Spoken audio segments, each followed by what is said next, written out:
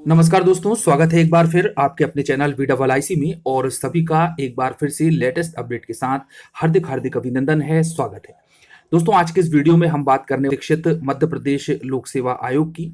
और जैसा कि हम सब जानते हैं कि 2019 और 2020 के क्रमशः लिखित और प्रिलिमिनरी एग्जाम्स का रिजल्ट ओबीसी आरक्षण 27% के कारण रुका हुआ था, जिसकी घोषणा अभी हाल ही में की गई है। तो बहुत शानदार अपडेट आई है कि इसके रिजल्ट भी यानी कि जो परीक्षा परिणाम हैं वो भी जल्द ही जारी हो जाएंगे, लेकिन हाईकोर्ट के अधीन रहेगी नियुक्ति। तो आइए दोस्तों जानते हैं कि पूरी जानकारी क्या है। तो दोस्तों, इसके संबंध में जो भी लेटेस्ट अपडेट सामने आई है, तो निम्न बिंदुओं के आधार पर हम बातचीत करेंगे और साथ में विश्लेषण करने का प्रयास करेंगे आगामी परीक्षा से संबंधित।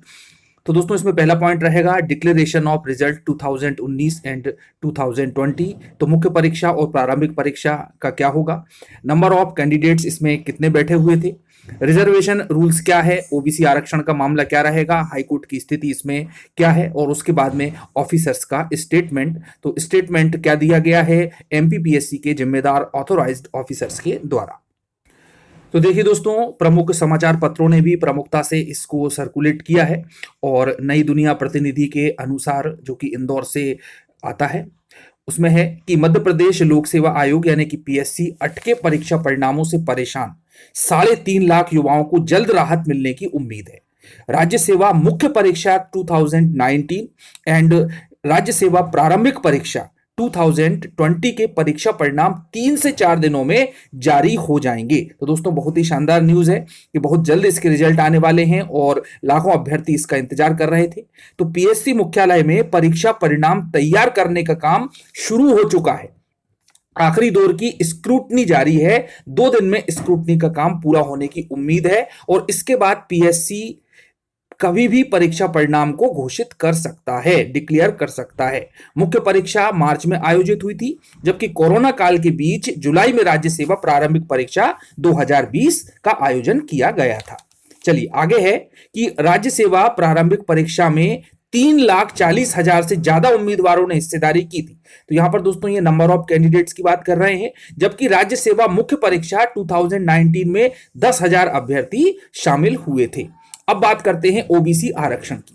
तो ओबीसी आरक्षण पर जारी विवाद के चलते पीएससी को शासन से प्रक्रिया आगे बढ़ाने की हरी झंडी नहीं मिल रही थी। इसी के चलते दोनों परीक्षाओं के नतीजे भी जारी नहीं हो पा रहे थे। जैसा कि हम सब जानते हैं, 3 दिन पहले ही पीएससी ने राज्य सेवा परीक्षा 2021 की घोषणा कर दी है और इसका नोटिफिकेशन जारी किया जा चुका है, जिसे आप सभी लोग देख चुके होंगे। इसके बाद में आरक्षण के मामले में कहते हैं कि 27% ओबीसी आरक्षण का पालन किया गया है इस रिजल्ट में। और इससे साफ हो गया कि पीएससी 27% आरक्षण के साथ ही अब रुके नतीजे भी जारी करेगा। तो दोस्तों, जो नोटिफिकेशन जारी हुआ है प्रीलिम्स का, तो उसमें भी 27% के आधार पर जो पद डिस्ट्रीब्यूट किए गए हैं उस हिसाब से, और जो रिजल्ट आएगा तो वो भी 27% के आधार पर ही जारी किया जाएगा। ठीक है। अब 27% आरक्षण पर न्यायालय की रोक या स्थगन नहीं है। उन सभी में ओबीसी का 27% आरक्षण ही लागू किया जाएगा और इसके बाद पीएससी ने भी रिजल्ट घोषित करने की तैयारी शुरू कर दी है। तो दोस्तों, बहुत ही शानदार न्यूज है कि ओबीसी का भी इसमें कोई नुकसान नहीं हो रहा है। आगे है कि पीएससी ने राज्य सेवा परीक्षा 2020 के प्राप्तांक तो अक्टूबर में ही जारी कर दिए थे, लेकिन आरक्षण की गणना पर स्थिति स्पष्ट नहीं होने के कारण कट ऑफ अंक और परिणाम रोक लिया गया था। ठीक है। और नतीजों के जारी होने के बाद अगले दौर की प्रक्रिया शुरू हो जाएगी। तो दोस्तों, इसके लिए आंदोलन भी किया गया था अभ्यर्थियों के द्वारा और इस प्रकार से आंदोलन के बाद में और पूरी कार्रवाई के बाद में ये रिजल्ट जारी करने की योजना बनाई गई है। मुख्य परीक्षा में चयनित उम्मीदवार के अंतिम दौर में भाग लेंगे, जबकि प्रारंभिक परीक्षा में अर्ह अभ्यर्थियों को मुख्य परीक्षा में शामिल किया जाएगा। क्योंकि न्यायालय में प्रकरण जारी है, इसलिए अंतिम चयन कोर्ट के निर्णय के अधीन ही रहेगा।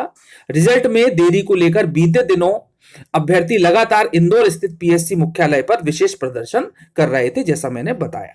तो दोस्तों, यहां तो स्थिति क्लियर हो गई कि डिक्लेरेशन भी आ जाएगा और जो आगामी एग्जाम है प्रीलिम्स, तो वो भी होने वाला है विथ 27% ऑफ ओबीसी रिजर्वेशन। चलिए अब बात कर लेते हैं कि ऑफिसर्स क्या कहते हैं। तो यहां पर रविंद्र पंच भाई, जो कि विशेष कर्तव्यस्थ अधिकारी हैं पब्लिक सर्विस कमीशन के, उनका कहना है कि आयोग में परीक्षा परिणाम तैयार करने का काम जारी है, अंतिम दौर की स्क्रूटनी चल रही है, गणना के पैमानों का ध्यान रखते हुए सावधानी से जांच की जा रही है। 2 दिन इस प्रक्रिया में लग सकते हैं, पूरा होते ही परिणाम जारी कर दिए जाएंगे। तो दोस्तों बहुत ही शानदार न्यूज है पीएससी से संबंधित। तो दोस्तों इस प्रकार से जो पुराने रिजल्ट रुके हुए थे उनका परिणाम भी शीघ्र आने वाला है, और साथ में ही 24 अप्रैल 2022 को प्रीलिम्स भी होगी 2021 की। तो सभी लोग अपनी तैयारी रखें और 10 तारीख से इसके फॉर्म फिल होना स्टार्ट हो जाएंगे, जो कि ऑनलाइन होंगे। तो दोस्तों सभी को आगामी परीक्षाओं की शुभकामनाएं, बेस्ट ऑफ लक। मिलते हैं अगले वीडियो में। धन्यवाद। जय हिंद, जय भारत।